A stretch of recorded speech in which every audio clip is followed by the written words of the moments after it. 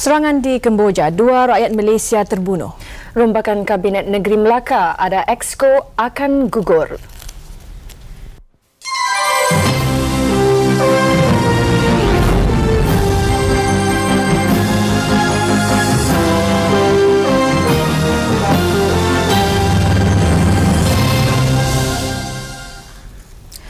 Dua rakyat Malaysia terbunuh manakala 2 lagi cedera selepas diserang kumpulan berpakaian tentera di wilayah Kati, 600 km dari ibu negara Kemboja, Phnom Penh.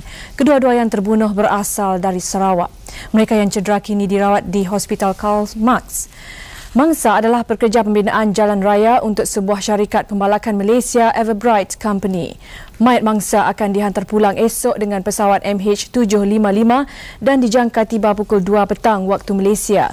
Untuk berita selanjutnya, kita ikuti laporan wakil TV3 di Kemboja, Jamilah Taib. Mangsa yang terbunuh ialah Rangi anak berundang 27 tahun dan Bakong anak rangau 48 tahun. Sementara yang tercedera ialah Ulan anak Adeh 27 tahun dan Linggong anak Ungut 54 tahun. Motif serangan tidak dapat ditentukan, namun terdapat 2 teori yang dikemukakan oleh pihak berkuasa di sini, iaitu sama ada serangan berkenaan dilakukan oleh Khmer Rouge kerana syarikat Malaysia terbabit tidak membayar wang perlindungan seperti yang diminta. Teori kedua ialah serangan berkenaan dilakukan oleh mereka yang iri dengan kehadiran syarikat Malaysia ini. Namun menurut mangsa yang saya temui petang tadi menyatakan mereka tidak mempercayai serangan itu dilakukan oleh Khmer Rouge. Kata mereka, mereka kenal uniform Khmer Rouge dengan uniform tentera kerajaan. Sekian dari saya, Jamilah Taib di Phnom Penh. Dalam pada itu, kru kami di Sarawak gagal mengesan syarikat pembalakan Everbright yang dikatakan beribu pejabat di Kuching. Berdasarkan nombor telefon yang kami perolehi, hanya ada sebuah syarikat menggunakan nama Everbright di Kuching.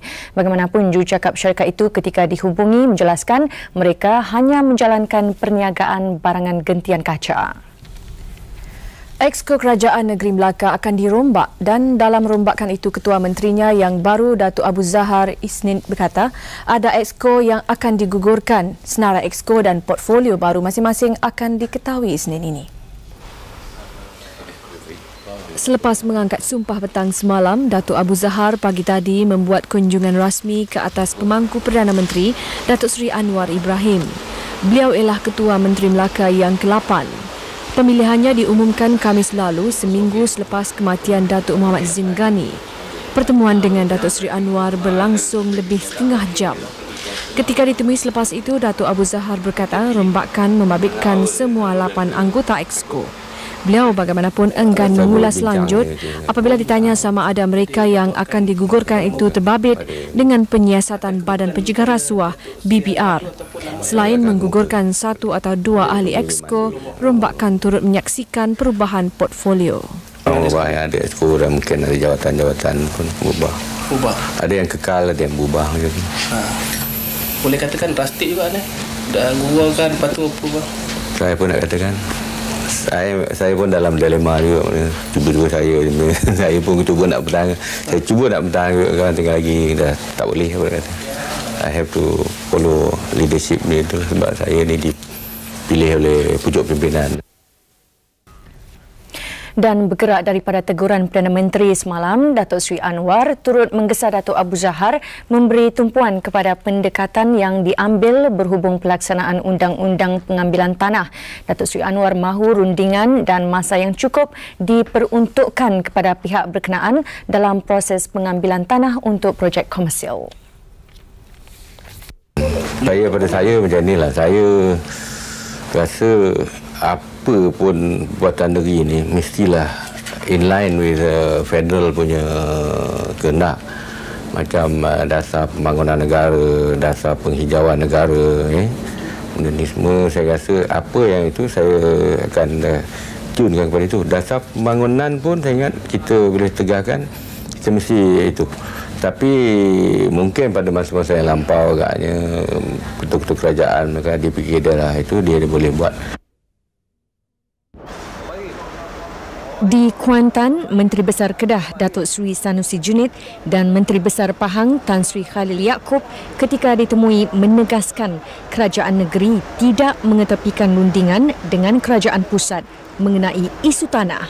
I don't think it's referring to Kedah because we keep him informed on every project that we want to undertake, and we follow all the guidelines that the federal government has directed, and we work very closely with the federal government in everything, in Langkawi and even in the mainland. Kalau ambil pun untuk projek orang ramai, tapi untuk komersial setakat ini belum.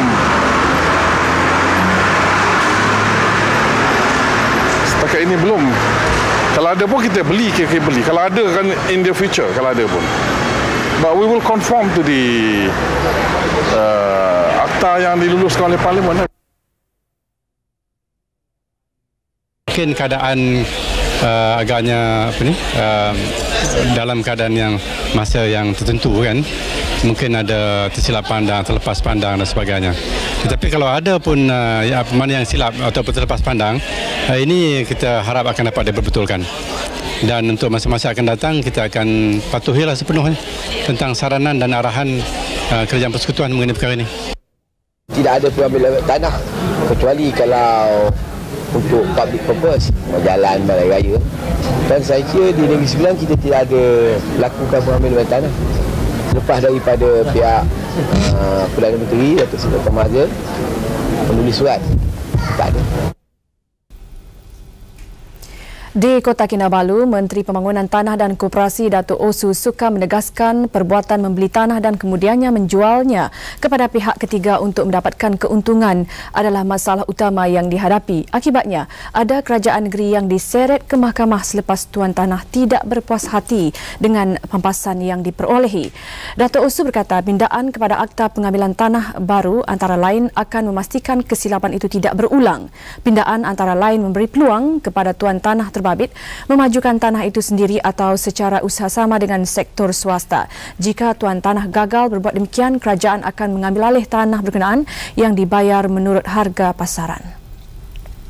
Di Kota Baru, Menteri Besar Kelantan Datuk Nik Aziz Nikmat ketika mengulas isu yang sama membidas sikap tuan punya tanah yang meletak harga terlalu tinggi sehingga menyukarkan pengambilan tanah untuk pembangunan.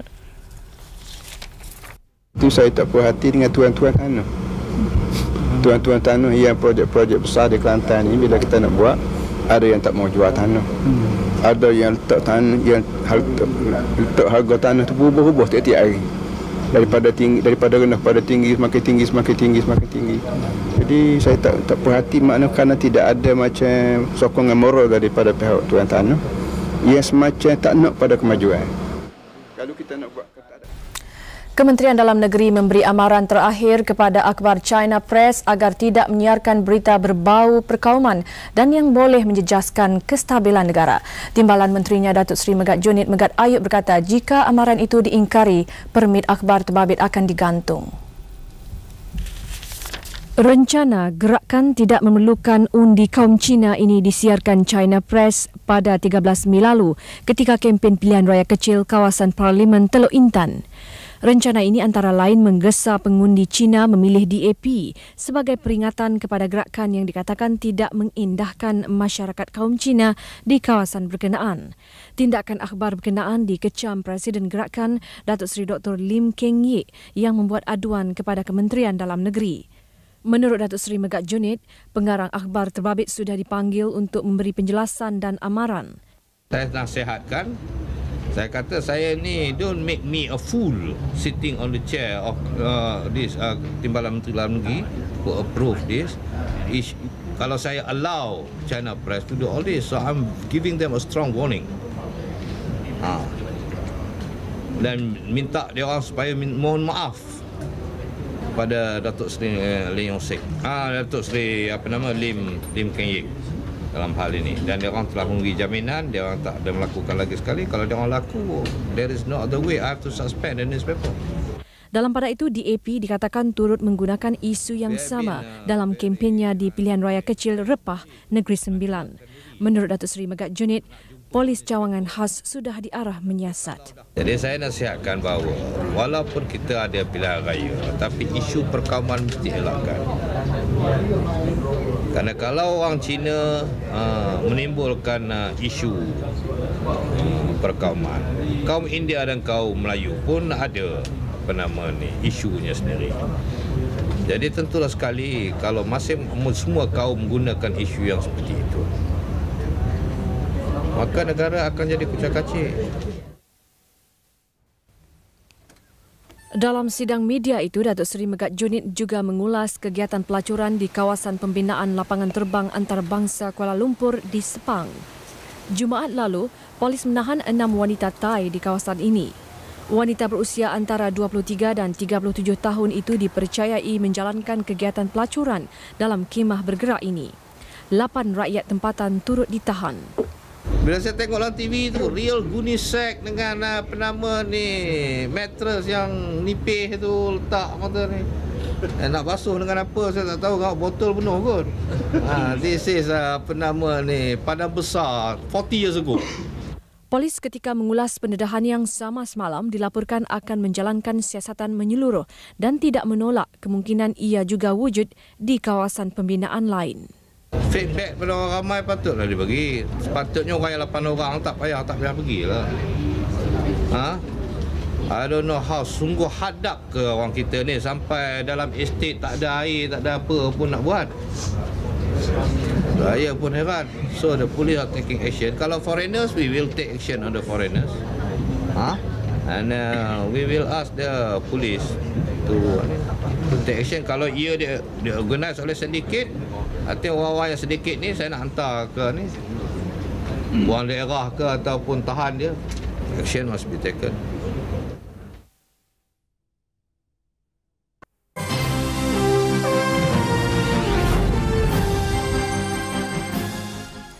Antara 65 dan 68% pengundi keluar mengundi pada hari pertama pilihan raya kecil kerusi Dewan Undangan Negeri Sarawak, kawasan Kemenah hari ini. Pengerusi Suruhanjaya Pilihan Raya SPR, Datuk Harundin berkata pengundian berjalan lancar.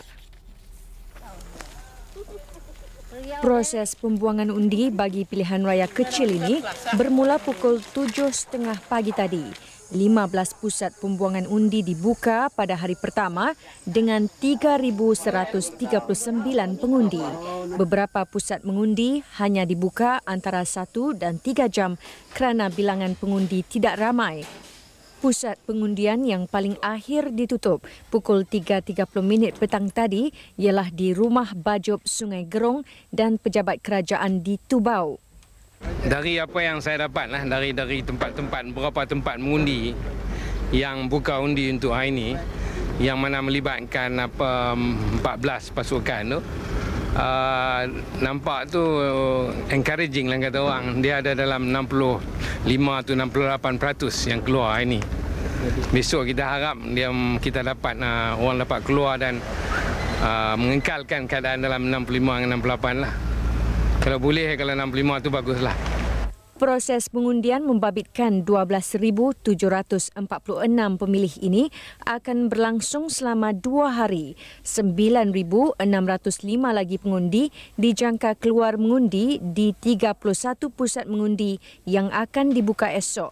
Pilihan raya kecil ini diadakan berikutan perintah Mahkamah Pilihan Raya Miri 21 April lalu yang membatalkan keputusan pilihan raya negeri bagi kawasan Kemenah tahun lalu.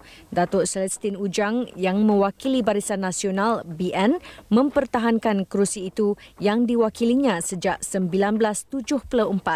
Beliau ditentang calon DAP Chiu Chusing. Di Selangor, Setiausaha Agung UMNO Datuk Sabarudin Chi akan menemui pengusaha ladang dan kilang dalam kawasan Parlimen Kuala Selangor untuk memastikan pekerjanya keluar mengundi Khamis ini. Keraguan kita takut terjadi apa yang berlaku di Teluk Intan. Ladang-ladang mungkin tidak menggalakkan pengundi-pengundi pergi misalnya. Dia beri pergi pengundi pergi, tapi kalau pergi tak dapat gaji misalnya. Ini satu perkara yang saya bincang tadi dengan Datuk Abbasan supaya ini dapat kita atasi, supaya berunding dengan pengusaha-pengusaha ladang pendek kata galakkan pekerja-pekerja ladang, pekerja-pekerja syarikat, pekerja-pekerja di kilang-kilang keluar mengundi. Kajian mendapati 30% pengundi kawasan Parlimen Kuala Selangor ialah pekerja ladang. Selain pilihan raya kawasan Parlimen, pengundi juga akan memilih wakil rakyat untuk kerusi Dewan Undangan Negeri Selangor kawasan Permatang. Pilihan raya diadakan bagi membolehkan Datuk Abu Hassan Omar memegang jawatan Menteri Besar Selangor. Pemuda UMNO hari ini bersetuju menubuhkan sebuah jawatan kuasa bertindak untuk menangani masalah pencemaran budaya dan bahasa Melayu. Pengerusi Majlis Kebudayaan dan Kesenian Pemuda Muhammad Samli Joaisin berkata, jawatan kuasa itu turut dianggotai Pergerakan Wanita, Persatuan Linguistik Bahasa dan Gabungan Penulis Nasional GAPENA. Muhammad Samli berkata demikian selepas berdiskusi dengan 7 ahli panel GAPENA diketuai Tan Sri Ismail Husin. Turut hadir penolong setiausaha pemuda UMNO Saifuddin Nasution Ismail. Majlis 3 jam ini dipengerusikan Zain Ismail, pengerusi Majlis Sains dan Teknologi Pemuda. Oleh kerana wujudnya beberapa tindakan-tindakan ataupun pencemaran di segi bahasa dan juga kebudayaan. Oleh itu kita bersetuju bukan saja untuk menyelesaikan masalah ini tetapi juga memberi pendekatan bersama untuk sama-sama menyelesaikan masalah ini. Tenaga Nasional Berhad TNB menafikan kabel bawah tanah bervoltan tinggi yang rosak di Jalan Kelang Lama Rabu lalu tidak mempunyai tanda amaran. Menurut Timbalan Pengurus Kendalian dan Senggaraan TNB Wilayah Amir Nordin Abdul Aziz, tanda amaran itu dipercayai dipecahkan ketika kerja pembinaan dijalankan. Dalam kejadian kira-kira pukul 4.30 petang 21 Mei lalu, kira-kira 15,000 pengguna di selatan Kuala Lumpur dan Sipak terputus bekalan elektrik selama hampir 8 jam. Ini berikutan kabel isian minyak yang membekalkan 132 kV tenaga ke kawasan terbabit bocor. Pengerusi Eksekutif TNB, Datuk Ahmad Tajuddin Ali, ketika melawat tempat kejadian semalam, mendakwa kerosakan kabel berkenaan disebabkan kecuaian kontraktor. Ketika ditemui semalam, pengarah Jernih Enterprise, Ibrahim Embong mendakwa tiada sebarang tanda amaran yang menunjukkan terdapatnya kabel berkenaan ketika kerja pembinaan dijalankan. Bila kabel yang sedemikian rupa yang membawa voltan tinggi, membawa kapasiti lebih tinggi, maka kita punya prevention untuk kabel yang dirosakkan adalah lebih tinggi daripada biasa. Jadi ditanam lebih dalam dan kita letakkan konkrit slab di atasnya. Kalau dikatakan slab tu dah tak ada, saya percaya slab tu telah diambil, dikeluarkan apabila mereka bekerja di situ. Tinjauan di tempat kejadian ada tanda amaran yang dimaksudkan. Bagaimanapun ia tertimbus berikutan lapisan konkrit yang melindungi kabel pecah. Sehingga kini kerja-kerja pembaikan sudah bermula. Bagaimanapun ia dijangka mengambil masa yang lama berikutan kerosakan yang serius. Menurut Amir, hampir 30 kes kerosakan kabel akibat pembinaan dikesan TNB setiap bulan. Selepas Everest, pemuda UMNO hari ini tampil untuk menaja penerokaan projek Antartika. Menurut ketuanya Datuk Ahmad Zahid Hamidi, selain menaja anggota, pemuda juga akan menyertai jelajah Kutub Selatan itu.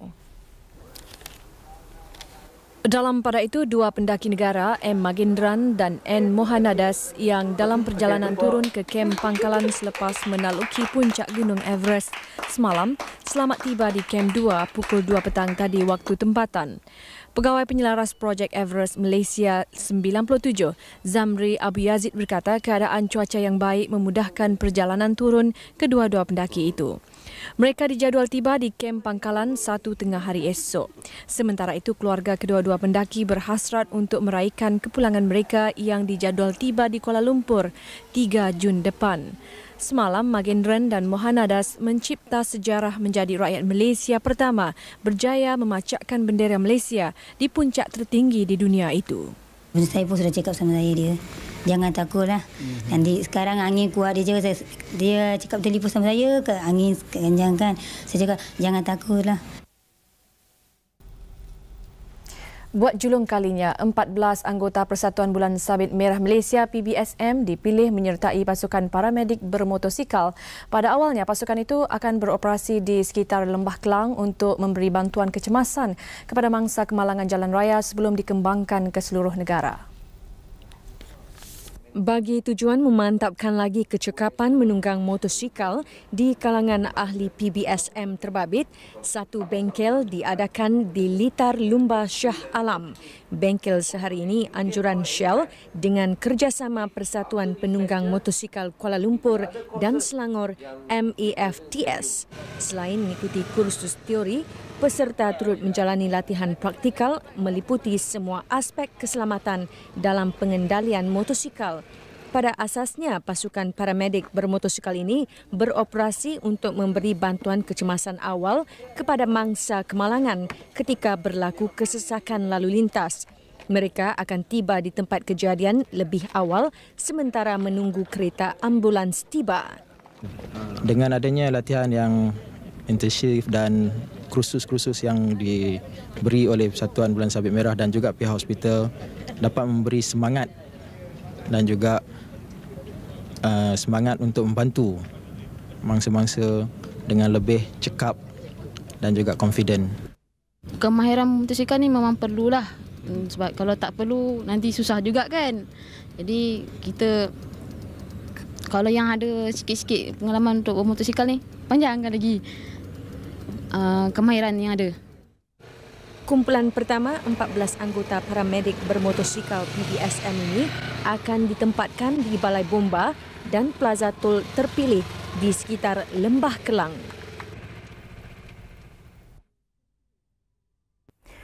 Timbalan Ketua Polis Negara Datuk Norian Mai hari ini berkata siasatan ke atas 8 anggotanya yang ditahan mengikut Ordinan Darurat 1969 pertengahan minggu lalu akan mengambil masa sehingga 2 bulan untuk diselesaikan. Ia kemudian perlu mendapat perakuan Kementerian Dalam Negeri untuk tindakan seterusnya. Anggota terbabit kini ditahan di Bukit Aman. Mereka termasuk yang berpangkat korporal. Selain tata tertib, anggota juga disyaki terbabit dalam pelbagai kesalahan jenayah lain. Itu bergantung kepada siasatan, hasil siasatan, dan kita akan memperakukan kepada kementerian kalau ada kes. Kalau tidak, mereka akan dibebaskan. Di Ibu Negara, Timbalan Menteri Dalam Negeri Datuk Seri Megat Junid Megat Ayub pula berkata beliau sedang menunggu laporan daripada Polis Johor mengenai penahanan 8 anggota di negeri berkenaan. Menurut Datuk Seri Megat Junid, seperti kes dadah atau mana-mana kes polis, siasatan rapi akan dibuat bagi mengelakkan ketidakadilan terhadap tertuduh. Dia begini, polis monitor. Setelah pasti tangkap, bila tangkap dia simpan untuk siasatan 60 hari ke, kalau sekiranya anda popok, kalau 60 hari ya dadah ke. Lepas 60 hari barulah file terjumpa datang pada jumpa saya. I will decide. Nak hantar pesawat renggam ke, nak hantar batu gajah ke, nak hantar buang daerah ke, atau anda ISA ke. Beliau menambah, penahanan ke atas anggota terbabit adalah sebahagian tugas harian polis. It's a everyday affair. Siapa aja kita ada dapat report, ada dapat feedback. Kadang-kadang kita nak tangkap orang 3 bulan sebelum itu kita dapat, kita dah kumpul maklumat. It is everyday affair. Bukannya ada musim untuk nak tangkap orang yang melakukan kesalahan ni. It can be the police, it can be government officers, it can be public. Dalam sidang media itu, Datuk Seri Megat Junid juga ditanya mengenai arahan Perdana Menteri yang mahu siasatan ke atas perwaja diteruskan. Arahan Datuk Seri Dr. Mahathir itu diumumkan pemangku Perdana Menteri Datuk Seri Anwar Ibrahim semalam. Perwaja menanggung kerugian lebih 2.9 bilion ringgit ketika berada di bawah pengurusan Tan Sri Eric Chia. Let PBR and police do the investigation. Because kalau kita bercakap terlalu banyak, it'll hinder the investigation. Let the investigation go on. Pengarah Jabatan Siasatan Jenayah Datuk Ismail Cik Ros ketika ditemui menegaskan kes berkenaan berada di bawah pengawasan bahagian jenayah komersial. Beliau bagaimanapun memerlukan maklumat lanjut sebelum membuat apa-apa ulasan. Mahkamah Magistrate Petaling Jaya membenarkan tahanan reman selama 5 hari ke atas seorang warga Indonesia yang disyaki terbabit dengan kes bunuh dan rogol bersiri. Warga Indonesia terbabit semalam dibebaskan dengan jaminan polis sebelum ditahan semula. Warga Indonesia ini disyaki melakukan perbuatan rogol bersiri bermula awal tahun ini. Dia dikatakan terbabit dengan 22 kes rogol di sekitar Shah Alam, Petaling Jaya dan Kuala Lumpur. Tertuduh ditahan pukul 1 pagi 9 Mei lalu di Jalan 3 Palang 86, Seksyen 3, Petaling Jaya. Ketika ditahan, dia hanya memakai baju T labuh tanpa pakaian lain. Magistrate Yung Zarida Sazali membenarkan lelaki ini direman mengikut Seksyen 117 Kanun Aducara Jenayah. Di mahkamah yang sama, Magistrate Yung Zarida turut mengeluarkan perintah tahanan reman 3 hari ke atas seorang lagi warga Indonesia. Lelaki ini, seorang pemandu lori, dikatakan boleh membantu siasatan polis ke atas kes bunuh dan rogol seorang warga negara Indonesia yang sedang menuntut di salah sebuah kolej swasta di Subang Jaya. Di Kelantan, polis sedang mengesan seorang lelaki warga Australia yang mempunyai 91 waran tangkap yang dikeluarkan polis negara itu berhubung aktiviti pelacuran kanak-kanak. Robert Joseph Dunn, 56 tahun, dipercayai memasuki Kelantan awal tahun ini dan sering berulang-alik ke selatan Thailand. Dia ditemani 2 lelaki yang juga warga Australia yang dikenali sebagai Brian Wayne dan William Stewart Brown. Dan yang sangat dikehendaki oleh pihak berkuasa New South Wales dikatakan mahir menyamar diri serta mempunyai pelbagai dokumen palsu. Dia ni bersabit dengan aktiviti pelacuran yang besar. Orang ramai yang mempunyai maklumat diminta menghubungi Balai Polis Berhampiran atau Pesuruh Jaya Tinggi Australia di talian 03 240 6782. Di Terengganu, seorang pelancong cedera parah di kepala dan punggung selepas dilanggar sebuah bot ketika menyelam di kawasan perairan dekat Pulau Kapas. Kejadian berlaku pukul 10 pagi tadi. Mangsa dikenali sebagai Tang Yun Meng, 31 tahun dari Johor Bahru. Menurut Ketua Jabatan Pengurusan Ibu Pejabat Polis Kontijen Terengganu, Penguasa Mukhtaruddin Idrus, Tang dilanggar sebuah bot laju yang dalam perjalanan membawa pelancong lain. Selepas menyedari seorang pelancong dilanggar, pemandu bot berkenaan Marzuki Abdullah terus menghantar mangsa ke klinik berdekatan. Bagaimanapun, Tang kemudiannya dipindahkan ke Hospital Kuala Terengganu apabila keadaannya parah. Mangsa kini dilaporkan stabil. Kenapa nak ambil kamera ya? Untuk apa? Ambil gambar you lah masuk TV. Di Kedah, seorang pemandu van terbunuh manakala 11 wanita pekerja kilang cedera dalam kemalangan membabitkan sebuah lori dan sebuah motosikal di kilometer 4 Jalan Jeniang, Gurun. Kejadian berlaku pukul 7.30 pagi ketika van terbabit dalam perjalanan menghantar pekerja berkenaan ke kilang Foremost Audio Sdn Bhd di Gurun. Turut cedera penunggang motosikal manakala pemandu lori tidak mengalami sebarang kecederaan. Nahas dipercayai berpunca daripada kegagalan pemandu lori ini, M. Roganathan, memotong sebuah kenderaan lain. Akibatnya, lori terbabit merempuh sebuah motosikal dan bertembung dengan van yang membawa 11 pekerja kilang itu. Mereka yang cedera dimasukkan ke Hospital Sungai Petani, Ian dan Hospital Alusta untuk rawatan. Pemandu van dikenali sebagai Mazlan Arifin, 26 tahun, berasal dari Kampung Tanjung, Sik, Kedah, cedera parah di kepala. Beliau meninggal dunia selepas dimasukkan ke Hospital Sungai Petani. 2 daripada pekerja kilang yang cedera, Izul Yahya, 26 tahun dan Intan Abdullah, 42 tahun, dilaporkan dalam keadaan kritikal.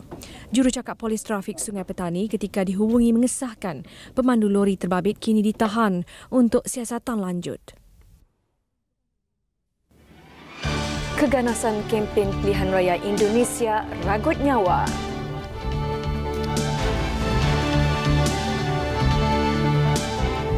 Pelantar minyak terbesar di dunia cuba cipta sejarah, laporannya selepas ini.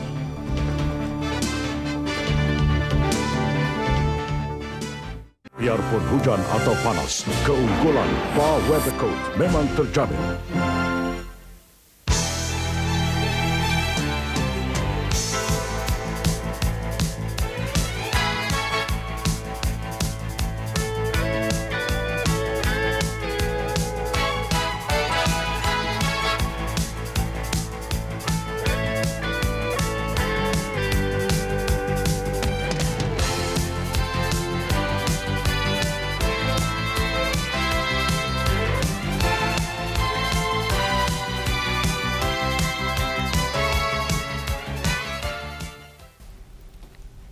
Kempen akhir pilihan raya di Indonesia terus dicemari keganasan. 6 orang terbunuh manakala ramai lagi cedera dalam keganasan terbaru yang turut memusnahkan berpuluh-puluh kedai dan pejabat.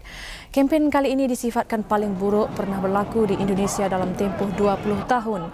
Pertempuran berlaku antara penyokong parti memerintah, Parti Golkar dan Parti Persatuan Pembangunan PPP.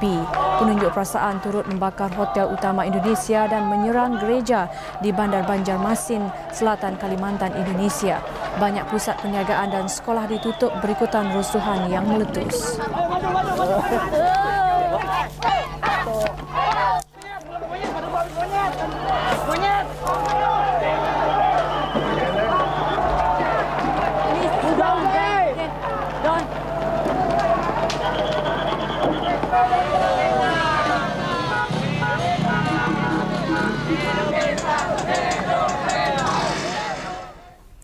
Pilihan raya Presiden Iran, bekas Menteri Kebudayaan Iran Muhammad Khatami dilantik Presiden baru Iran berikutan kejayaan besar yang dicapainya di dalam pilihan raya. Saingan kuatnya Speaker Parlimen Konservatif Ali Akbar Natiq Nouri akhirnya terpaksa akur dengan kekalahannya selepas lebih 11 juta undi berpihak kepada Khatami. Keputusan rasmi pertama yang diumumkan menyaksikan bekas Menteri Kebudayaan Iran Muhammad Khatami mengumpul 67% daripada 16.3 juta undi. Kiraan sehingga pukul 5.30 petang waktu Malaysia menunjukkan Khatami memperoleh lebih 11 juta undi. Rakyat Iran keluar mengundi semalam bagi memilih pengganti Presiden Akbar Hashimi Rafsanjani yang berkuasa sejak 8 tahun lalu. Mengikut perlembagaan Iran, Presiden hanya boleh memegang tampuk pemerintahan selama 2 penggal sahaja. Khatami dikatakan mendapat sokongan rakyat kerana berpendirian sederhana berbanding calon lain yang konservatif. Penjabar utamanya ialah Speaker Parlimen Ali Akbar Natiq Nouri yang memperoleh 4.4 juta undi. Pegawai dalam negeri Iran berkata berikutan peratus pengundi yang keluar adalah besar, pembuangan undi di beberapa pusat dilanjutkan 4 jam.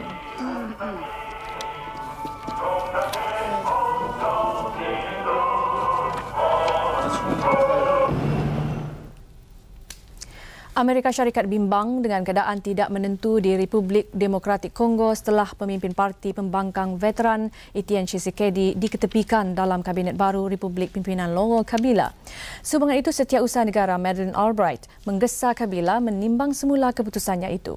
Di Kinshasa, penyingkiran Tshisekedi menimbulkan kemarahan ribuan penyokongnya. Mereka melancarkan tunjuk perasaan sebagai membantah kerajaan baru Kabila. Sambil melaung-laungkan slogan anti-Kabila, mereka mendesak pengunduran tentera Rwanda dari Tentera Demokratik Persekutuan bagi Pembebasan Kongo. Mereka menyifatkan Kabila sebagai diktator baru Republik itu. Tshisekedi tidak disenaraikan dalam Kabinet baru Kabila yang diumum Rabu lalu. 2 orang terbunuh apabila sebuah helikopter Tentera Laut Amerika Syarikat terhempas lalu terbakar berhampiran sebuah sekolah di Hutchins, Texas. Nahas berlaku kira-kira pukul 5 petang waktu tempatan atau 6 pagi waktu Malaysia. Helikopter berkenaan dikatakan sedang menjalani latihan ketika terhempas di kawasan hutan kira-kira 16 km dari Dallas. Menurut jurucakap Tentera Laut, helikopter jenis Cobra AH-1 itu mempunyai 2 tempat duduk. Ia berpangkalan di Pangkalan Udara Tentera Laut Amerika Syarikat di New River. Sebuah badan penyiasat akan ditubuhkan untuk mengesan punca nahas. Selepas kegagalan kapal Titanic melakukan pelayaran ke lautan Atlantik, kini sebuah pelantar minyak terbesar di dunia cuba melakukan pelayaran yang sama. Pelantar minyak Hibernia ini berukuran separuh saiz bangunan Empire State di New York, boleh dilihat dari angkasa lepas. Pelantar seberat 600,000 tan metrik ini mempunyai ketinggian 224 meter, adalah pelantar minyak terbesar.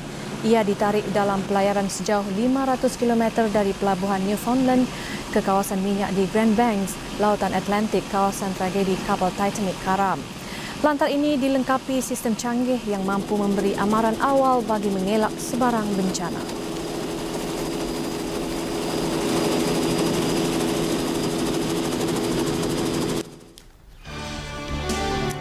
Kelakuan liar penyokong Pulau Pinang, Persatuan Bola Sepak terbabit ke Jawatankuasa Disiplin FAM Rabu depan. Baginda filem keempat Grand Brilliance.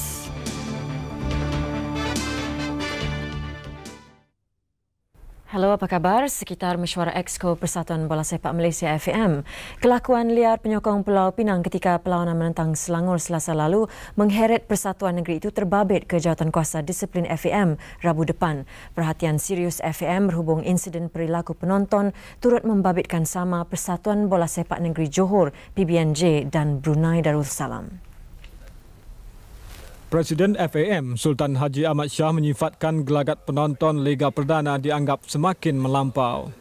Insiden terbaru membabitkan kru TV3 di Stadium Bandaraya diberi perhatian serius. Selain Pulau Pinang, insiden penonton membaling objek ke padang di Stadium Pasir Gudang Johor dan di Bandar Seri Begawan Brunei juga dianggap keterlaluan. Ketiga-tiga persatuan negeri terbabit dirujuk ke Jawatankuasa Disiplin FAM Rabu depan untuk siasatan. Hasil siasatan akan diserahkan kepada ahli majlis FAM untuk sebarang tindakan. What happened in Penang a few days ago is considered serious enough, right? The association will not, right, compromise on security. FAM tidak akan bertolak ansur dengan aspek keselamatan. Malah sekiranya keadaan terdesak, persatuan negeri bakal menanggung kerugian. You know, as provided in the rules, play matches in an empty stadium or play matches away from the troubled venue. Di Pulau Pinang, polis menyifatkan payung yang melindungi kamera sebagai punca utama kejadian melontar minuman dan sampah ke arah kru TV3 Selasa lalu.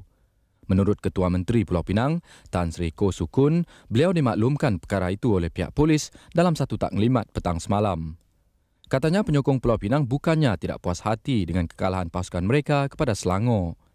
Tetapi sebaliknya, ia disebabkan payung kamera TV3 kerana melindung penglihatan mereka ketika perlawanan. Sehubungan itu, pengurusan Stadium Bandaraya diminta menentukan tempat sesuai bagi kru televisyen membuat liputan secara langsung. Menurut Tan Sri Ko, polis memberi jaminan akan mengambil tindakan sewajarnya bagi memastikan kejadian itu tidak berulang. Dalam pada itu, mesyuarat Exco FAM siang tadi juga menolak rayuan meringankan hukuman kepada Ketua Pasukan Kelantan Zahasmi Ismail. Keputusan Jawatankuasa Rayuan adalah muktamad dan Jawatankuasa Kerja ataupun majlis tidak ada kuasa untuk mendengar rayuan sekali lagi. Bagaimanapun, Exco FAM mengumumkan pembetulan tarikh kuat kuasa pengantungan Jawatankuasa Disiplin dan Jawatankuasa Rayuan yang berjalan serentak 5 Mei lalu. Ini bermakna Zahasmi digantung 12 perlawanan dan bukan 14 perlawanan. Dalam perkembangan lain, semua perlawanan peringkat kedua Liga Perdana diarahkan berlangsung sebelah malam. Dan kualiti padang di beberapa stadium juga akan dinilai semula bagi musim depan berikutan teguran beberapa jurulatih. Sementara itu, nasib Stadium Perak menjadi satu daripada 6 gelanggang Piala Dunia belia bulan depan akan ditentukan pada mesyuarat Jawatankuasa Persekutuan Bola Sepak Antarabangsa FIFA di Zurich, Switzerland pagi Selasa ini. Wakil FIFA, Datuk Peter Velapan berkata mesyuarat berkenaan akan mengumumkan kesemua 6 stadium di Malaysia yang bakal menjadi gelanggang. Velapan sempat meninjau keadaan terbaru Stadium Perak hampir setengah jam petang tadi. Turut hadir Menteri Besar Perak Tan Sri Ramli Ngah Talib serta pengurusi jawatankuasa penganjur tempatan Gelanggang Ipoh Datuk Raja Ahmad Zainuddin Raja Umar. Keadaan Padang semakin baik berbanding ketika lawatannya Jumaat lalu. Namun keputusan mengenai Stadium Perak kini terserah kepada mesyuarat FIFA Selasa ini. Menurut Velapan, Padang Stadium Perak mampu sedia sebelum kejohanan bermula 3 minggu lagi. Bagaimanapun FIFA tidak akan bertolak ansur mengenai kualiti Padang memandangkan mutu kejohanan serta kehadiran pemain profesional. FIFA will announce the venues for the World Youth Championship, which will then take into consideration the situation in Ipoh with the Perak Stadium. Kemudahan media, bilik pemain dan pengadil sudah disiapkan mengikut taraf kejohanan dunia. 6 perlawanan Liga Perdana berlangsung hari ini dan pertemuan top of the table petang tadi nyata milik juara bertahan Sabah yang menjinakkan Selangor 2-0 di Stadium Likas. Kemenangan Sabah sekaligus merampas kedudukan teratas daripada Selangor. Pertemuan ini ibarat buku dengan ruas berdasarkan posisi teratas kedua-dua pasukan. Pertembungan juara Liga Perdana dan juara Piala Malaysia tahun lalu ini nyata hebat. Penonton turut dihiburkan dengan corak permainan pantas yang ditunjukkan kedua-dua pasukan elit ini. Selangor berjesi merah kuning lebih dulu menyelah dengan beberapa percubaan berbahaya penyerang termahal Liga Tony Cottee. Namun Sabah tetap garang untuk membuka jaringan pada minit ke-42 selepas pergerakan cantik Muhammad Jaya Kasim. Penyerang kebangsaan Suharmin Yusof tidak menghadapi masalah menewaskan penjaga gol Selangor Azli Syam Ibrahim untuk gol pertama. Kedudukan itu kekal sehingga tamat separuh masa pertama. Pada minit ke-57 usaha Selangor mencari gol penyamaan bertambah sukar apabila pemainnya Amali Amir dibuang padang setelah menerima kad kuning keduanya kerana mengkasari Muhammad Jaya. Keadaan diburukkan lagi apabila Amali dilontar objek oleh penonton ketika menuju ke bilik persalinan. Akibat kejadian itu, seorang penonton ditahan polis simpanan persekutuan. Insiden itu tidak menjejaskan permainan tuan rumah yang terus melancarkan serangan bertali arus.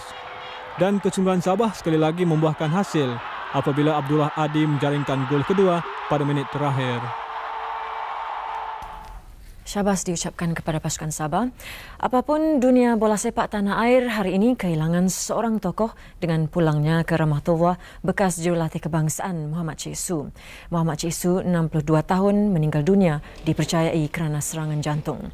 Jurulatih skuad kebangsaan pada tahun 1975 dan 76 itu meninggalkan seorang balu dan 10 orang anak. Jenazah Allahyarham selamat dikebumikan di tanah perkuburan Islam Kampung Banggul selepas solat zuhur. Allahyarham memulakan karya bola sepak pada tahun 1958 apabila mewakili pasukan Kelantan selama 10 tahun. Beliau juga disegani sebagai jurulatih dan pernah melatih skuad Kelantan dan Sarawak.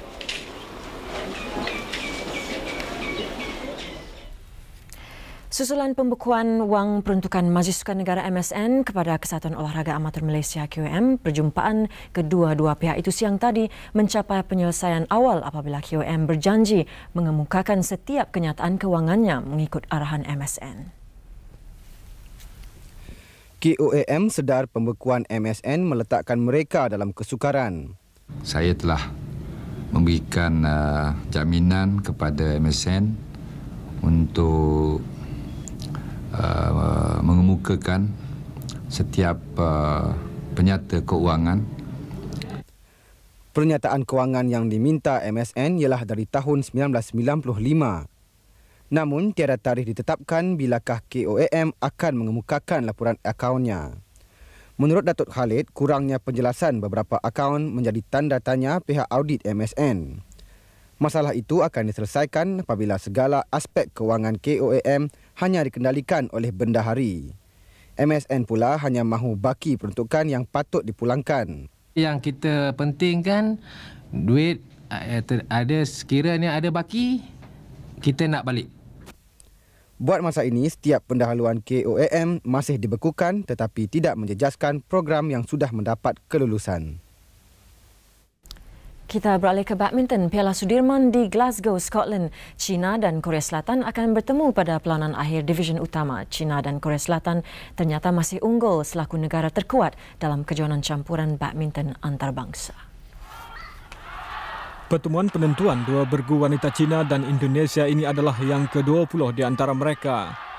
Gu Jun dan Gi Fei yang mempunyai rekod tanpa kalah dalam 16 bulan tidak menghadapi masalah mengetepikan bergu Indonesia 15-3, 15-3. China sebelum itu mendapat mata menerusi bergu campuran dan perseorangan lelaki. Indonesia pula mendapat 2 mata melalui perseorangan wanita dan bergu lelaki. Juara Piala Sudirman 1991 dan 1993, Korea Selatan pula berjaya mara ke perlawanan akhir selepas menewaskan Denmark. Jurulatih Denmark meletakkan Peter Rasmussen sebagai perseorangan pertama menggantikan Paul Erik Høyer Larsen. Namun strateginya tidak menjadi apabila Rasmussen gagal mendandingi Park Sun-woo yang mengutip mata kemenangan Korea. Park Sun-woo menang 15-11, 15-4. Dengan itu sekian sahaja laporan sukan. Kembali bersama Nurmala dan Dang Surya seketika nanti. Diucapkan selamat malam di mana jua anda berada. Selamat malam. Bertemu kembali. Grand Brilliance yang berhad GBSB akhirnya berjaya menyiapkan filem keempatnya berjudul Baginda. Filem arahan Aziz M. Osman itu akan menemui peminat di seluruh negara pada 26 Jun nanti. Petang tadi berlangsung satu majlis pratonton filem Baginda kepada wartawan dalaman TV3. Menurut pengurus produksi GBSB, Lazizah Ahmad, pihaknya akan mengadakan tayangan tengah malam filem ini pada 21 Jun depan. Filem yang menelan belanja hampir RM800,000 ini memaparkan nilai hidup dan cabaran pendidik serta pelajar sekolah. Katanya filem ini memberi penekanan terhadap soal hidup bermotivasi dan ia sesuai ditonton semua lapisan masyarakat. Baginda membariskan beberapa pelakon terkenal seperti Azian Irdawati, Jalil Hamid, Jalaluddin Hassan dan Chef Wan. Beberapa pelakon baru turut ditonjolkan seperti kumpulan Slumber. Kita menonton filem Baginda ni biarlah dengan berfikiran terbuka dan apabila selesai menontonnya kita dapat sesuatu daripada apa yang kita tonton tu dan itulah supaya menjadikan kita lebih berani menerima cabaran. Jadi cerita ni bagi pendapat Luiza banyak mesej. Jadi harap penonton-penonton pergi panggung wayang tengok Baginda. Buletin utama berakhir di sini dan sebelum berpisah, saksikan keindahan hidupan laut dan sungai dalam pameran alam akuatik di sebuah pusat membeli belah di Melaka. Lebih 300 spesies ikan dipamerkan dan antara yang menarik ialah ikan bermuncung buaya. Dengan itu, salam hormat. Selamat malam.